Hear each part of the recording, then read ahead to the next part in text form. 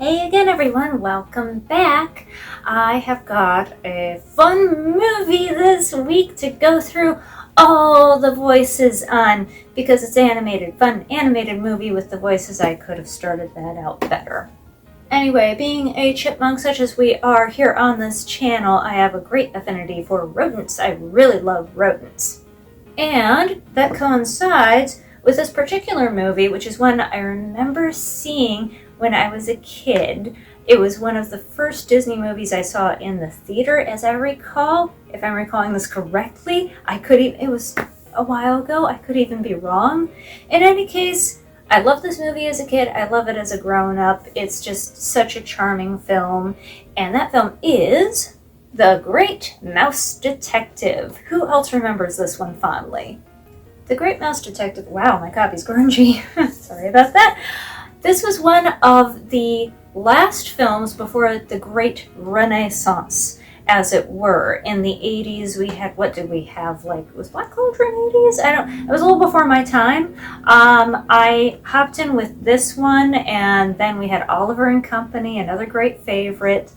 And then came Little Mermaid, and Disney just picked itself back up and was this huge thing all over again when it had been struggling for a few years. So this was in that interim time before the big comeback, as it were. The movies in that time, which is basically the 1960s up through the early 80s until Little Mermaid, those movies tend to be slotted into the not great Disney category, but if you grew up with them, they are timeless classics, right? The nostalgia's working for it. So, enough intro, let's get into The Great Mouse Detective. To start, just a quick note, the movie The Great Mouse Detective is based on a series of children's books about Basil of Baker Street. The basic premise is much like the movie. Basil and his friend Dr. David Q. Dawson are mice who live in Homestead, which is a mouse community which is in the cellar of Baker Street, and Sherlock Holmes lives upstairs. There were 5 original titles that were published from 1958 to 1982, and then it was revived in 2018, written by Kathy Hapka and illustrated by David Mottram. They wrote 2 more after that. However, other than the basic premise, none of the titles have any plot that follows the one of the movie, so that can be seen as perhaps a continuation of the books, like a whole new adventure. Okay, here goes something. Ratigan, Vincent Price. Born Vincent Price Jr., May 27, 1911, in St. Louis, Missouri. Who hasn't heard of Vincent Price? Well, hopefully most of you at least have. He was a fascinating guy, more so than I had thought before I started looking into all this. He was the youngest of 4 children, and his father was the president of the National Candy Company. In fact, his grandfather invented Dr. Price's baking powder, which was the first cream of tartar-based baking powder, and it made the family a fortune. Vincent went to Yale and secured a major in English and a minor in art history while editing the Yale Record. He also attended the Courtauld Institute in London in pursuit of a master's degree in fine arts, but then he decided to go in for theater instead. Oh, I bet his parents loved that. His first professional stage appearance was in 1935 in the play Chicago, ironically performed in London. He moved to New York City and appeared in stage works there, including with Orson Welles' Mercury Theater Company. While he did not originate the role, he secured the rights to and starred in the play Angel Street, which is the precursor to the film Gaslight, on Broadway. His first film was in 1938 in the movie Service de Luxe. Other films include Laura, The Song of Bernadette, and Leave Her to Heaven. Of course, he is more well known today for his later horror films, such as House of Wax and The House on Haunted Hill. On radio, he portrayed the Saint, Simon Templar, for its entire 4-year run. He was a big fan of Edgar Allan Poe and made a recording of dramatic readings of his works. He reduced his workload around 1975, but still appeared here and there on The Muppet Show, and recording narrations for Alice Cooper, The Nightmare, and of course, Michael Jackson's Thriller. The only major award nomination of his entire career came in 1987 for his performance in the film The Whales of August. He was a great art lover and donated a multitude of works to the East Los Angeles College in 1957, establishing the Vincent Price Art Museum. He also was a gourmet cook and wrote several cookbooks with one of his wives. He was married 3 times, and the cookbooks are still fairly popular today. His personal history is somewhat checkered, but it shows how people have the ability to change when given the chance.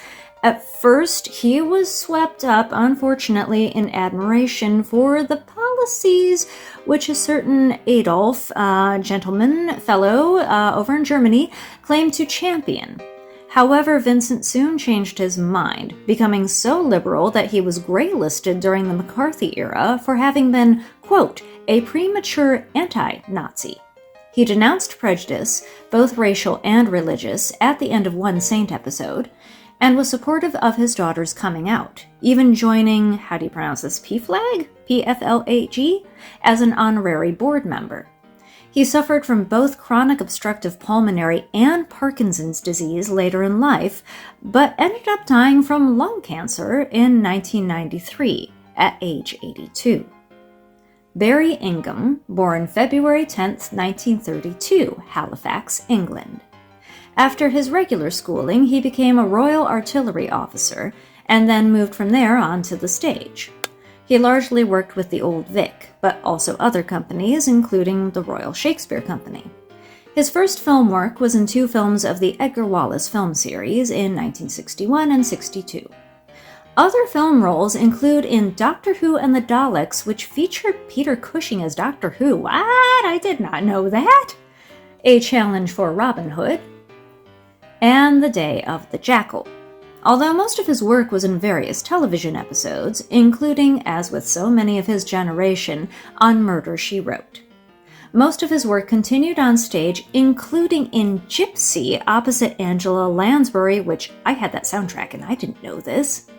He appeared in 16 plays with Judi Dench, and they became close friends. Later in life, he moved to Palm Beach Gardens in Florida and began offering drama appreciation lectures. He died at nearly age 83 in 2015 after a brief illness. Dawson Val Bettin, born July 8, 1923, in La Crosse, Wisconsin. In 1948, he moved to London to attend the Royal Academy of Dramatic Arts, where he met his wife. They then moved back to the U.S. so he could become a drama teacher in Iowa. His first screen work was a brief recurring role on Days of Our Lives in 1983. His on-screen film appearances include Somewhere in Time, The Man Who Wasn't There, and Entertaining Angels, the Dorothy Day Story. Other Disney voice work includes King Tivius in the Hercules TV series, Egon Pax in the Gargoyle series, and the Sultan in every straight-to-video Aladdin property. He passed away in California in 2021 at age 97 of natural causes, almost needless to say. Fidget Candido, born Jonathan Candido on Christmas Day 1913. Now, I'm not going to go into him too much because he also did a voice for Robin Hood, so I will put a link to that video in the description if you want to know more. His voice was distinctive for being able to hit 4 octaves, which helped him win roles in film, television, and radio. He also recorded music and children's records. Fidget was his final role, and also the one he held as his favorite. He passed away in 1999 at age 85, also from natural causes. Mrs. Judson Diana Chesney, born November 17, 1916, in Mandalay in what was then known as Burma, although her family came back to Britain before the war. She attended the Royal Academy for Dramatic Art and helped to entertain troops during World War II. Purportedly, after a train transporting other entertainers was bombed by the Nazis, she refused to ever take a train again. After the war, she continued in theater but added film to her repertoire, appearing in such diverse fare as the 1956 The King and I, Airport 1975, and Robin Hood Men in Tights.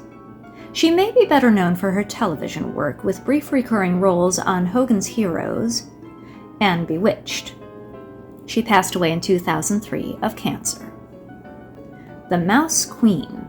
Eve Brenner, born Evelyn Halpern, September 24, 1925, in San Diego. She first appeared on television in a 1953 episode of The Adventures of Superman. Her on-screen credits do not pick up again until 1965 with the film Rat Fink. But she has been very busy on stage, appearing in productions in the United States, Canada, and Japan. Other film appearances include Murder in the First, See Jane Run, and Walk of Shame.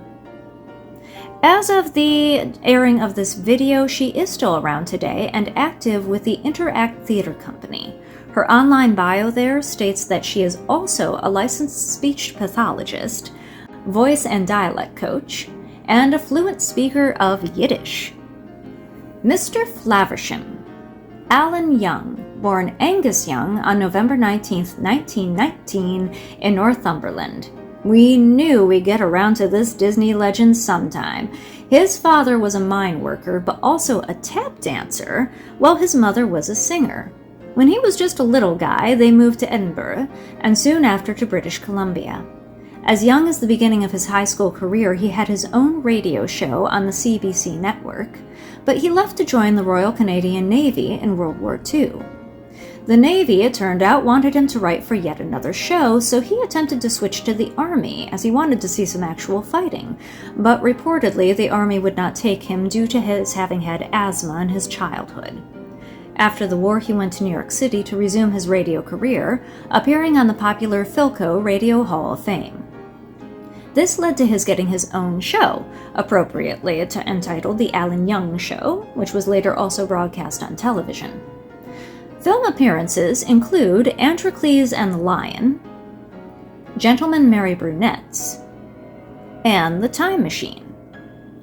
But the roles for which he is still decently well known today are as Wilbur Post on the television show Mr. Ed, and of course, as the most popular voice from 1974 to 2016 of Scrooge McDuck. He said he based the Scrooge voice on his father. Other Disney roles include Dr. Cooper on an episode of Tailspin, a one-time outing as both Mickey Mouse and Merlin for the recording of an adaptation of Dickens' Christmas Carol, and as Dr. Winger in the live-action Cat from Outer Space. He passed away in 2016 at the age of 96 from natural causes. Sherlock Holmes was Basil Rathbone. Now, I'm just going to give this a mention and really nothing else because he didn't do a voice performance per se. This was an archived sound from one of his films. Rathbone, of course, portrayed Holmes in a series of films for first 20th Century Fox, then Universal Pictures. He also played the character on the radio series while the films lasted, after which Tom Conway took over the role. Watson. Unlike the archive lines used for the Holmes part, Watson was not voiced by Nigel Bruce, but by Laurie Mayne. Born Lawrence Mayne on November 19, 1922, in Melbourne, Australia, he moved to England at age 16. His screen debut was in the TV movie The Angel Who Pawned Her Harp. Mostly TV work followed, and in 1960 he emigrated to the United States. Film work includes My Fair Lady, On a Clear Day You Can See Forever, and The Great Balloon Ride. His first Disney work was in the original version of Freaky Friday, love that movie, followed by Herbie Goes to Monte Carlo. In the 1980s, he became the narrator for every Winnie the Pooh outing, as well as reportedly being the narrator for many of Disney's read-along records, so he was the voice of many a childhood. He passed away in February 2012 at the age of 89. A character just billed as Lady Mouse. Shani or Shani Willis, born April 14, 1933 in London. After a first stage appearance at age 4, she studied at the Royal Academy of Dramatic Art. Her West End debut was as Princess Maria in Call Me Madam in 1952. She came to America around 1960 to make the stage circuit there. She also appeared in various TV episodes. Her film career fared only slightly better, with roles in A King in New York, The Extra Day, and Terror in the Wax Museum, but her most famous role is as Nancy in Oliver. She stated that she had wanted to concentrate on film musicals after Oliver, but those dried up, so she went back to the stage with far more success. She once toured with Liberace, and was known as the English Judy Garland. Again, as of the posting of this video, she is still around today and lives in California. The character known as Citizen and/or Thug Number 3, depending on sources. Walker Edmiston, born February 6, 1926, in St. Louis, Missouri. A gifted mimic from an early age, he appeared in high school productions and studied at the Pasadena Playhouse after World War II. His career began in good form as he was discovered by producer Walter Lantz and hired as a puppeteer and doing extra voices for the children's show Time for Beanie. He had his own television puppet show through the 50s and 60s, and then worked with, among others, Sid and Marty Krofft. His first recorded on-screen role was in a 1959 episode of Maverick. He appeared in many other TV episodes, and in the films The Green Berets, the 1966 version of Stagecoach, and The Beach Girls and the Monster. Oh, I want to see that now. But most of his career was taken up doing voice work, which kept him in demand.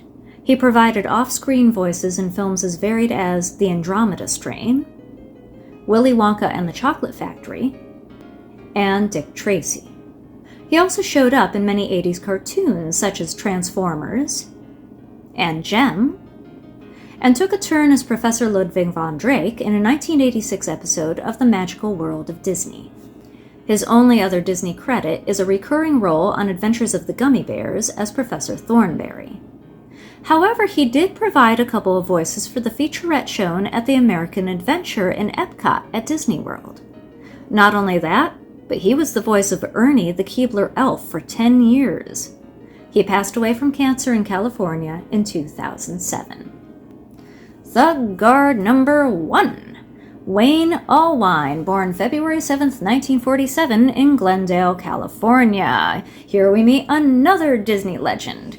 His father was a singer in a barbershop quartet, and Allwine himself formed a singing group in high school which toured statewide. After school, he was in a rock band playing guitar, harmonica, and sax mouthpiece.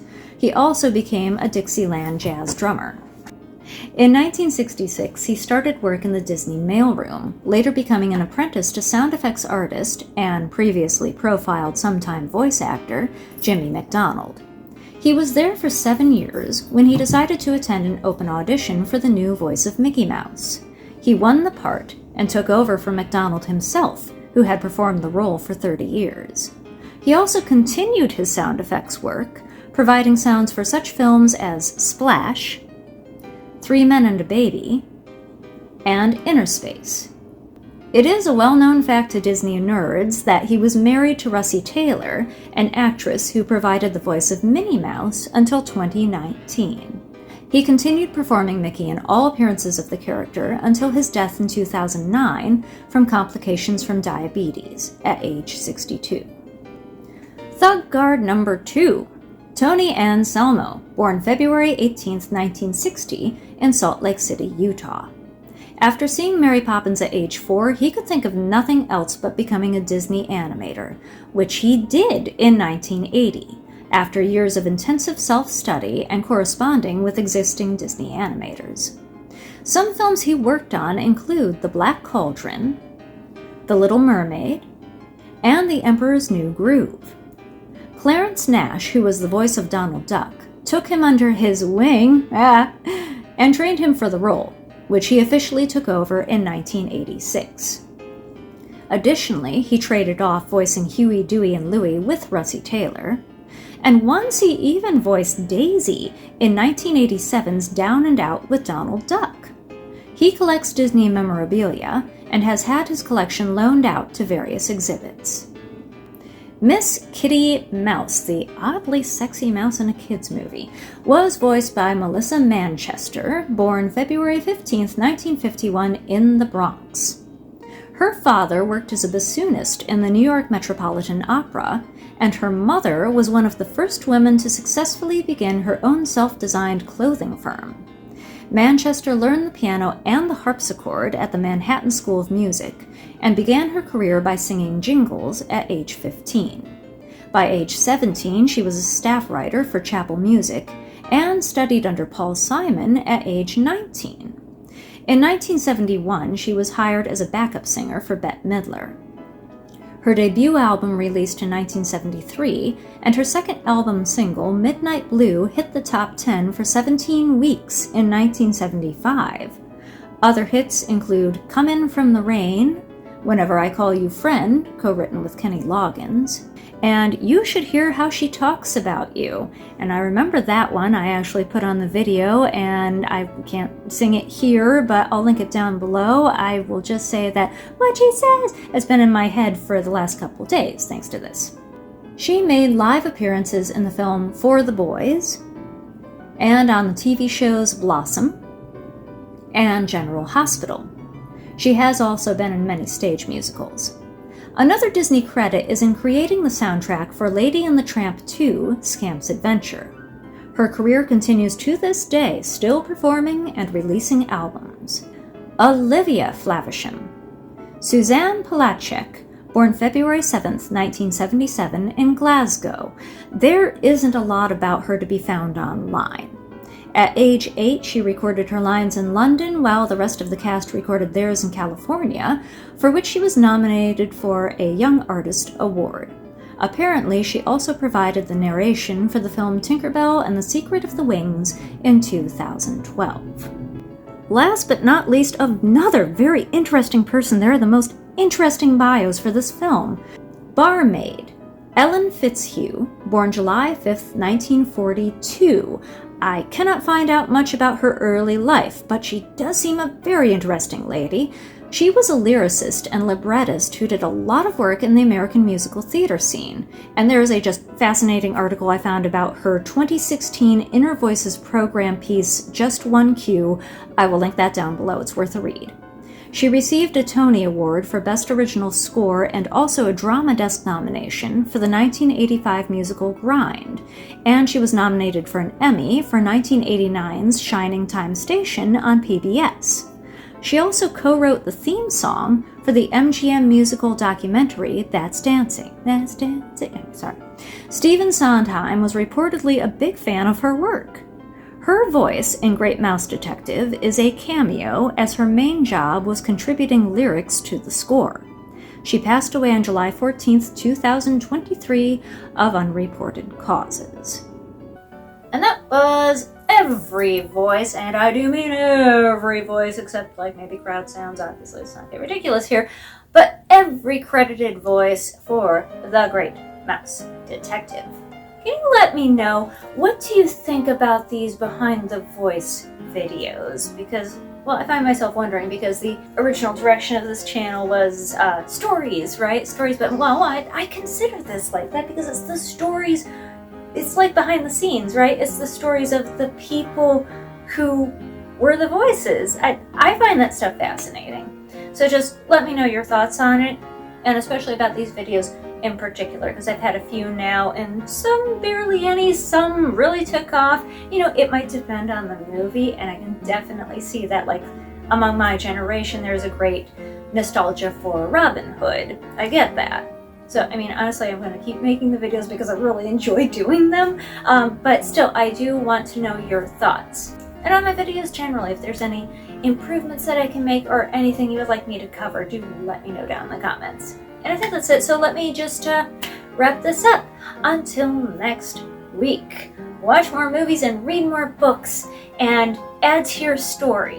And I repeat, as I have been lately and will no doubt for a long time, because it deserves to be acknowledged that we live in interesting times here in the United States, especially, as well as many other places in the world.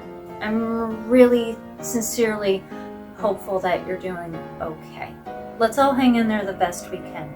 Take care of yourselves and each other. And I will see you next week with another offering of some variety. Why am I doing this? But I'll figure out what that is then, and so will you. See you then. Bye.